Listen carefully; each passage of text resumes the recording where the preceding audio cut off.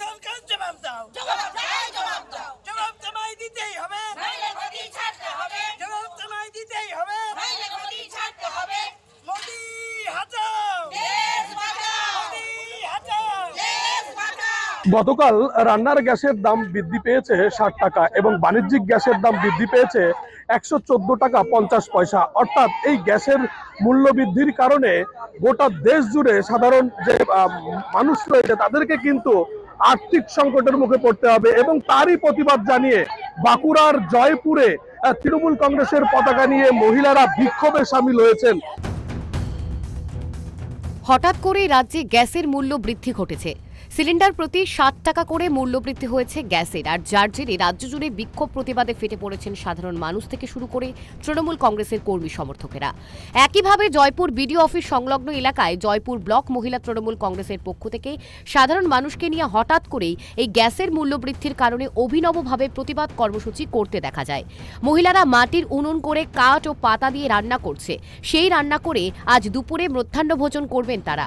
পাশেই নামানো খালি গ্যাস সিলিন্ডার, তাতে লেখা দেখো আমি বাড়ছি মোদি।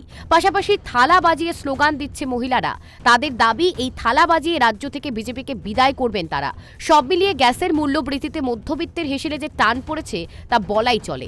চরম সমস্যায় পড়ছেন সাধারণ মানুষ, তাই সাধারণ মানুষের কথা মাথায় রেখে আজকের এই অভিনব প্রতিবাদ। ধরুন আমরা গ্রাম বাংলার গরিব মানুষ, আমরা রান্না করে খাচ্ছিলাম গ্যাসেতে।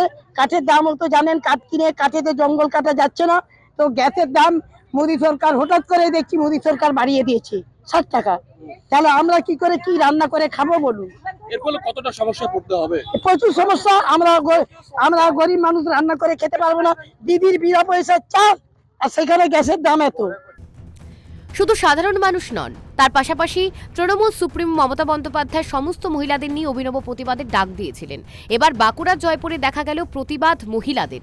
গ্যাসের দাম বৃদ্ধি নিয়েও সরব হয়েছে তৃণমূল, কটাক্ষ করেছে কেন্দ্রীয় সরকারকে। প্রথমে আমি আপনার চ্যানেলের মাধ্যমে আজকের যে ঐতিহাসিক আন্তর্জাতিক মাতৃ দিবস, এই মাতৃ দিবসে সকল মাতৃশক্তিকে আমি আমার তরফ থেকে ধন্যবাদ, কৃতজ্ঞতা, প্রণাম জানাই।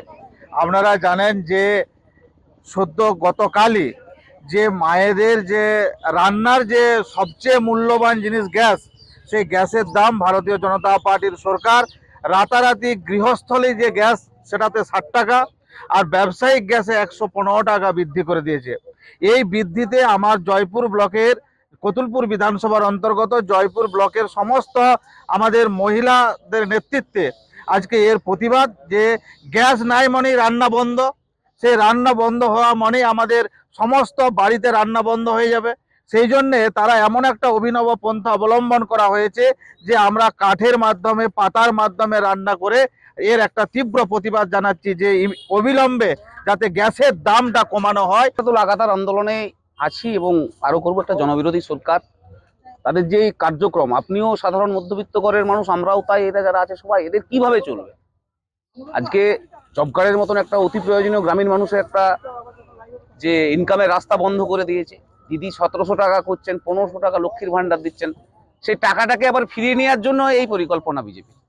এই তৃণমূল কংগ্রেসের পক্ষ থেকে যে মহিলারা এই তৃণমূল কংগ্রেসের দলীয় পতাকা নিয়ে তারা এই বিক্ষোভে সামিল হয়েছেন, তারা বলছেন কেন্দ্রীয় সরকার যদি এই গ্যাসের মূল্য বৃদ্ধি যদি না কমায় তাহলে আগামী দিনে তাদের এই বিক্ষোভ কর্মসূচি লাগাতার চলবে।